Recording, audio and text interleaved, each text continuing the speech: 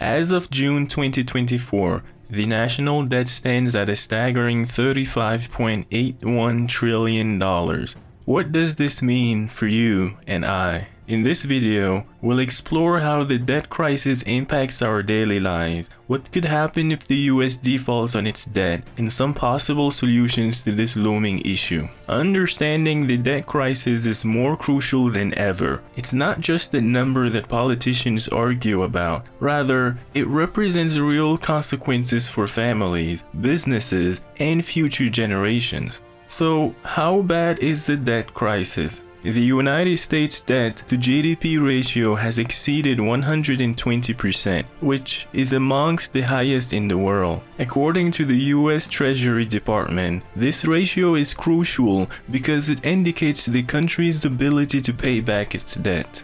A high ratio can lead to lower investor confidence, increased borrowing costs, and ultimately a sluggish economy. To put this into perspective, interest payments on national debt are projected to surpass $1 trillion by 2025. That's money that could be spent on healthcare, education, and infrastructure. Things that not only directly affect our communities in a positive way, but also increase government tax revenue in the long run. So how does this affect you? Increased national debt can lead to higher taxes. If the interest or debt principal itself continues to increase, then the government may look to increase taxes in order to cover the increasing deficit. Increased national debt can also lead to reduced public services and greater economic instability. So it's not just a number, rather, it's a burden that eventually trickled down to all of us. For example, a study by the Federal Reserve found that nearly 40% of US adults would struggle to cover a $400 emergency expense. The rising debt may exacerbate this financial insecurity. Interestingly, much of the national debt comes from mandatory spending programs, including Social Security and Medicare, which account for approximately 60% of federal expenditures. As those costs rise, they squeeze out discretionary spending, which funds education, infrastructure, and other critical services. But what happens if the US defaults on its debt?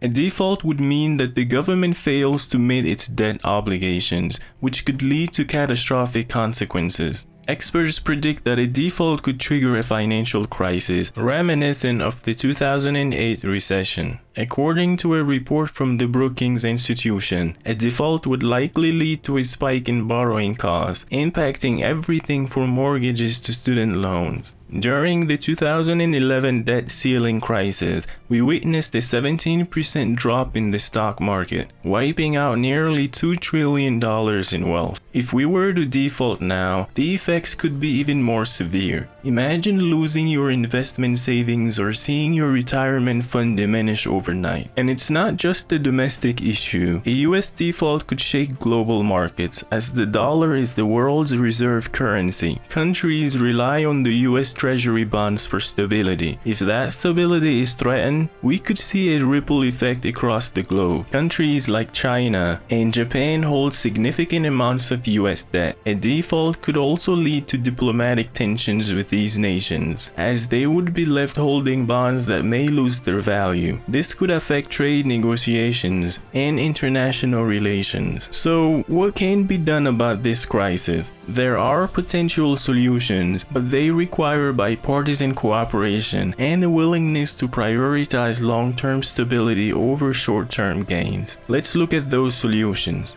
Tax reforms. The first solution would be increasing taxes, but this will be widely unpopular and will certainly not win any political votes. Tax reforms, however, is a promising solution. Increasing tax revenues through a fairer tax system could significantly help reduce the deficit. According to the Tax Policy Center, closing loopholes and adjusting tax brackets could generate an additional $1.5 trillion over the next decade. This might involve increasing taxes on the wealthiest individuals and large corporations. Spending cuts. The Committee for Responsible Federal Budget suggests that reducing waste in entitlement programs could save billions. This doesn't mean slashing vital services like Social Security or Medicare. Rather, it involves eliminating inefficiencies and fraud. For instance, by reforming healthcare waste, which costs an estimated $265 billion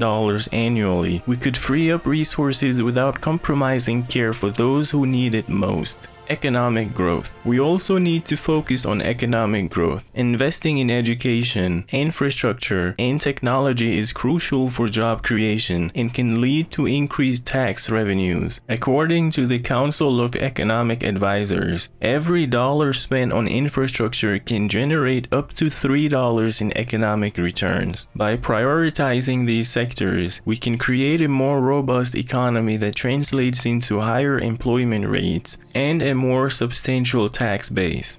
Bipartisan cooperation. Lastly, none of these solutions could be implemented without bipartisan cooperation. Political polarization has made it increasingly difficult to reach consensus on fiscal policies. However, history shows us that when both parties come together, we can achieve meaningful reforms. For instance, the Bipartisan Budget Act of 2013 helped to stabilize government funding and reduce some deficits. If lawmakers can set aside their differences and work towards a common goal, we stand a better chance of addressing the debt crisis effectively. The US debt crisis is not just a political issue, it's a personal one that affects all of us. From higher taxes to reduced public services, the implications are far-reaching. Understanding this crisis is crucial for making informed decisions and advocating for effective solutions. Let us know in the comments what solution you think would be most effective